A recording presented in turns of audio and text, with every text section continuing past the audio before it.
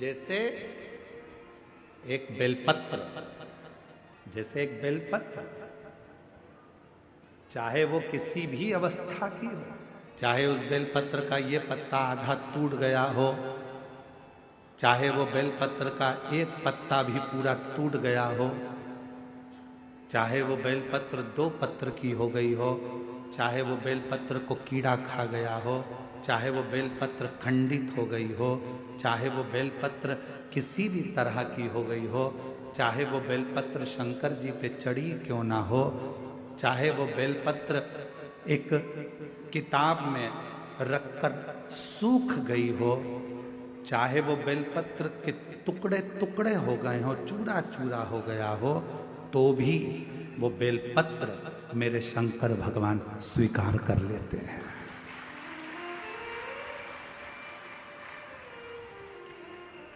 तो भी मेरे शिव स्वीकार कर लेते हैं।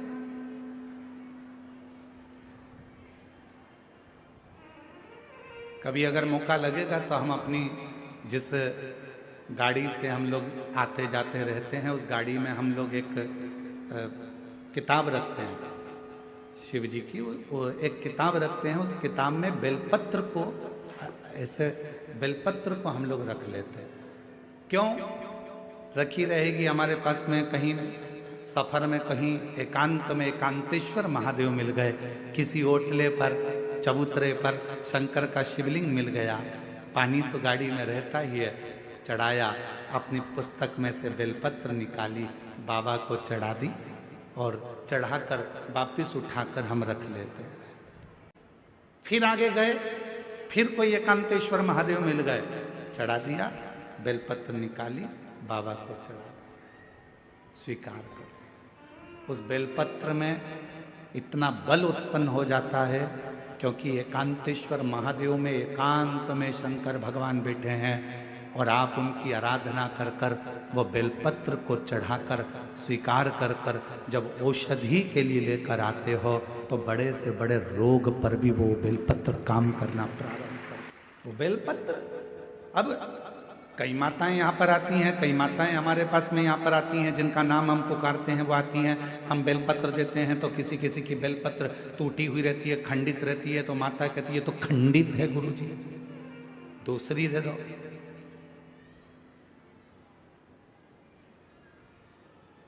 दूसरी दे दो। अब हम आपसे एक बात पूछें, जरा उत्तर दोगे क्या?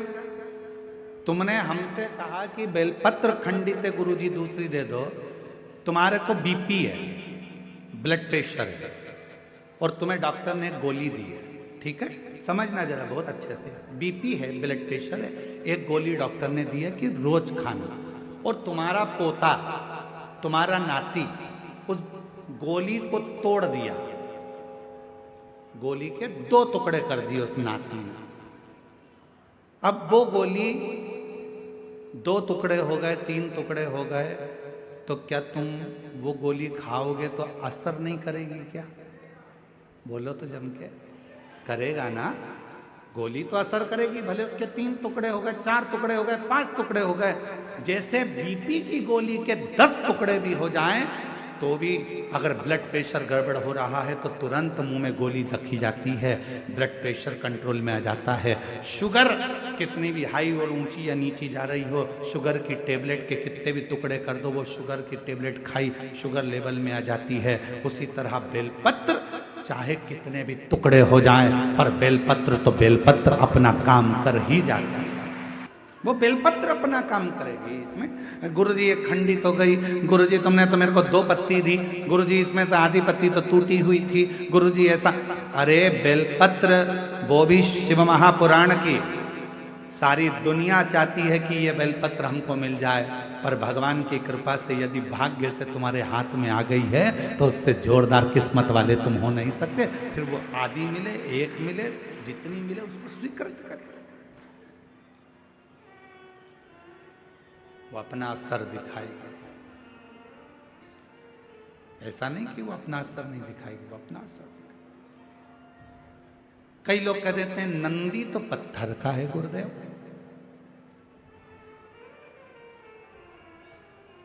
ये हम ही लोग तो विचार कर कर लोगों को सीख देते हैं कि नंदी पत्थर का है। ना ना ना ना,